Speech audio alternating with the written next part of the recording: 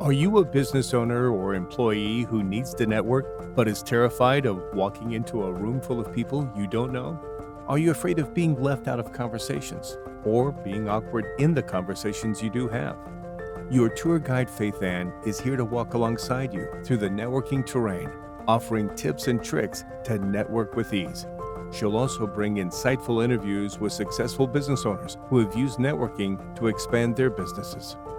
Building relationships is the heart of networking, and generosity is the cruise ship that will navigate you toward those important relationships for your business or career. Grab your sunscreen and suitcase. Faithann is ready. Are you? Hello there, and welcome to the Networkers Tour Guide podcast. I'm glad you found the show. Networking is providing opportunities for others that they would not have except for you, so that you have standing to ask for opportunities from people when you need them. How do we create opportunities for others, and how do we ask for those same opportunities? Well, that's what this podcast is all about. It's what I'm here for. Let's dive into episode 39. Welcome, listeners, to another episode of the Networkers Tour Guide podcast. This week, I want to follow up on something that Rodger Taylor said in the last episode 38, Building Community and Following Up with Intention with Rodger Taylor. Now, he said that one of the non-negotiables in follow-up is to not write people off so quickly. And this episode is going to be about the one-to-ones that you may not want to have, that you're invited to, but your first thought is, oh, I don't think I want to meet with this person. So Rodger said that we don't discount people right away.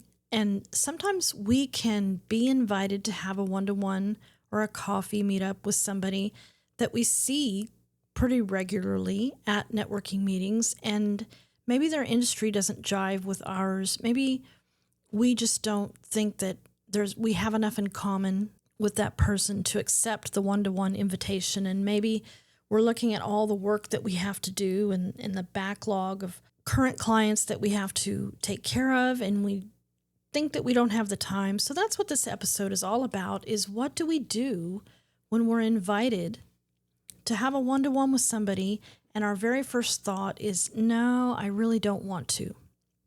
I have 4 tips for you when this happens.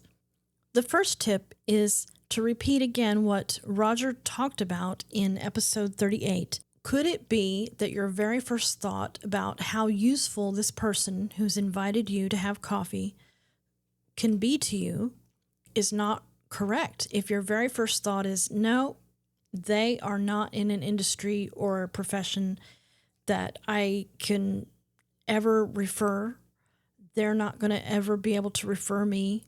Let's look at that and say, is it really true?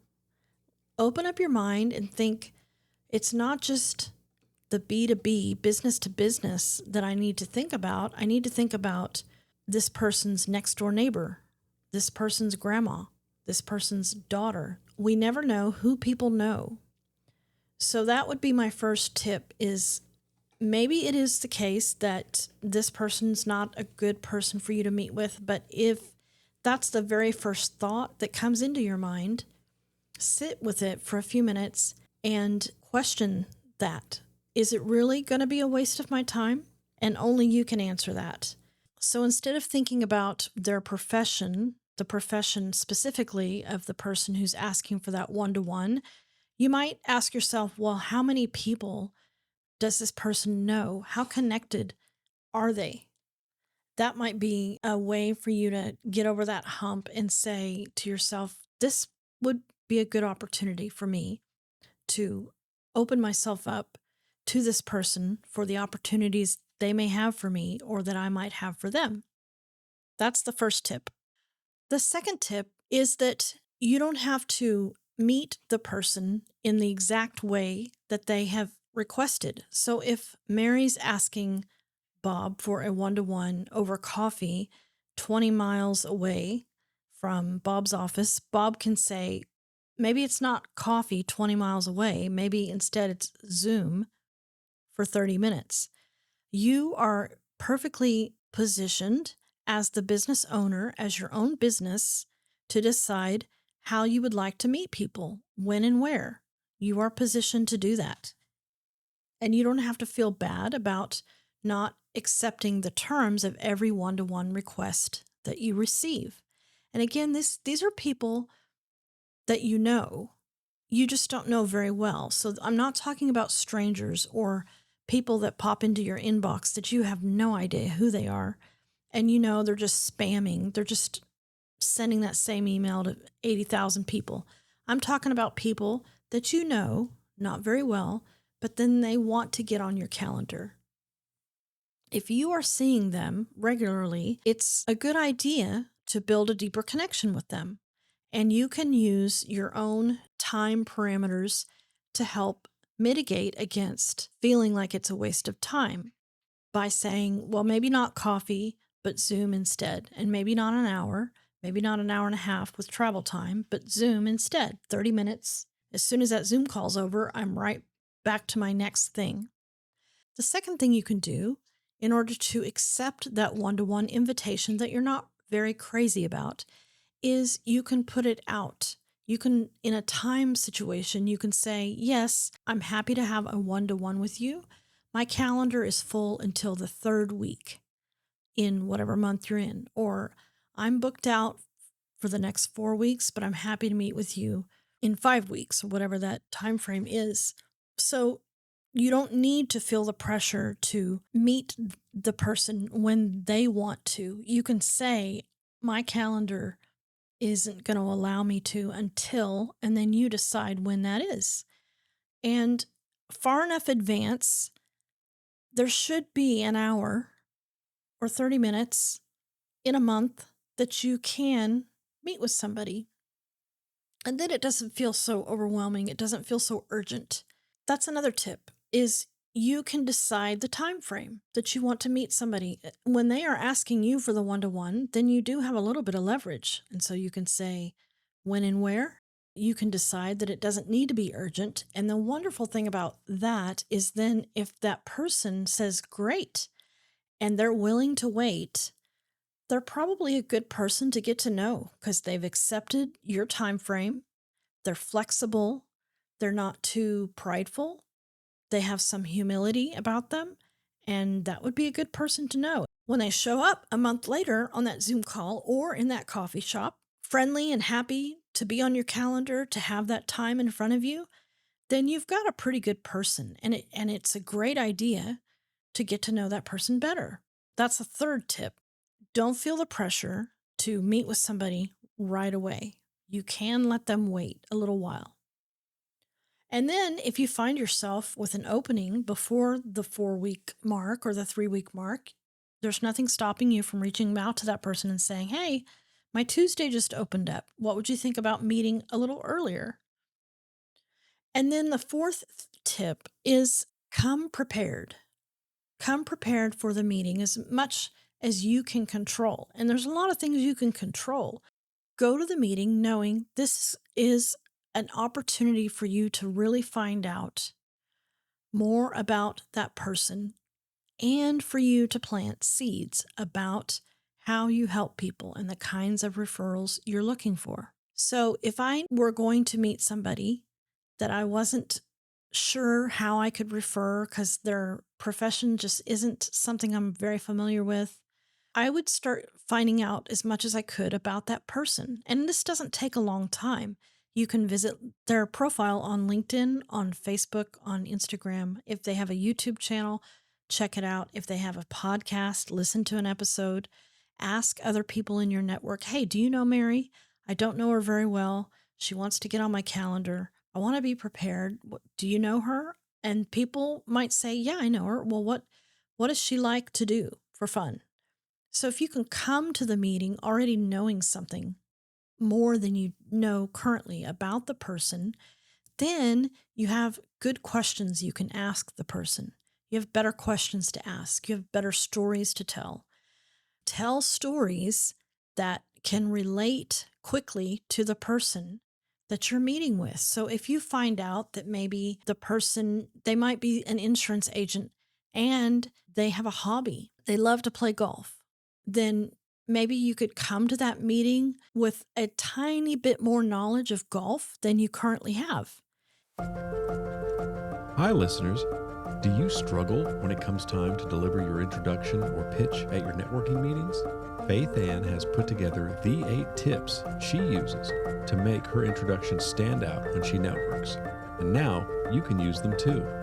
Imagine walking into your next event with confidence, knowing exactly how to stand out so people actually remember you. These tips are designed to spark your creativity so you can bring more personality, energy, and originality into your introduction, helping you feel more confident and making it easier for people to connect with you.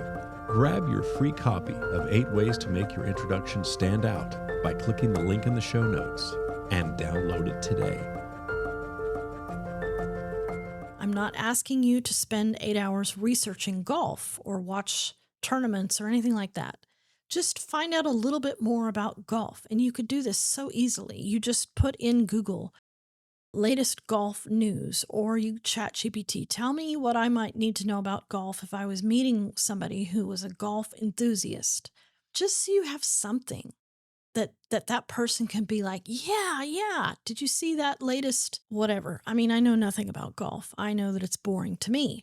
But if I was going to meet somebody and my first instinct was, I don't really know if I want to meet this person, and I told myself all the advice that I'm telling you, and I was going to go and meet that person and I knew they were a golf enthusiast, I would take 5 minutes to learn a little bit more about golf than I currently know, which is nothing. So come to the meeting with a little bit of foundation that you don't have to get to during that meeting, because you can get farther along. The more you know about somebody, the more deeper your conversation can become faster, because you're not finding out these surface level things. You're not spending 10 minutes finding out what else they like to do, or if they're married, or if they have a family. Some of that you can find out before you get there. Maybe their son has just been accepted to a university that's 3 states away. Well, that's a huge thing in the life of a parent. If I knew that about someone that I was meeting, that their son had just been accepted to a college 3 states away, I would bring that up, because that's a big thing. And they're going to want to talk about that. Or if they just got married, or if they just came back from a cruise. These are things that you can, most of the time, you can find out at least a little something, unless they're not active at all online, which is rare these days. So that would be the tip, is come already knowing something about the person, because that's going to get you a little bit more excited anyway, and it's going to make you seem more interested. It's going to make you more approachable. And then you can also come prepared with some stories about how you help your clients. Come prepared. You have that hour or that 30 minutes. Make the most of it, and let's avoid small talk and let's have stories. You know, my last client, it was so interesting how I found her, or how she found me, and tell the story.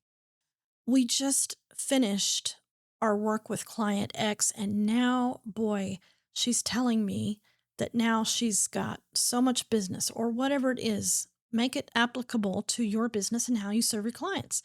We want to always be planting seeds about how we help people, and it's a tendency for us as business owners to not want to brag.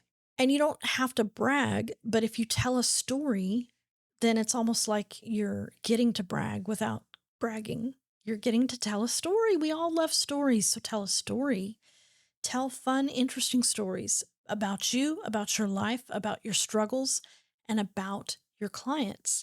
The most surprising client I've ever had. Can I tell you a little bit about the most surprising client I've ever had? Sure. And then tell that story. The most difficult client I've ever had has actually been my biggest cheerleader. It's really interesting. Let me tell you about it. Sure. And then ask those kind of questions. What's been the most surprising client you've ever had?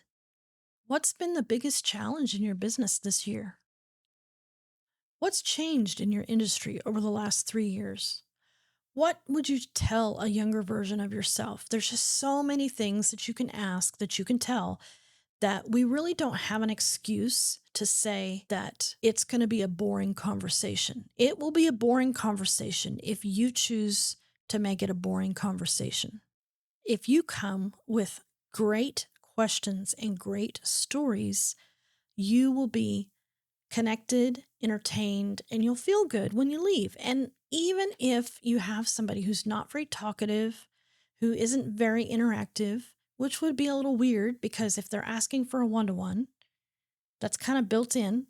But let's say this person just isn't, you're not connecting that well. That's okay. You still get to plant your seeds.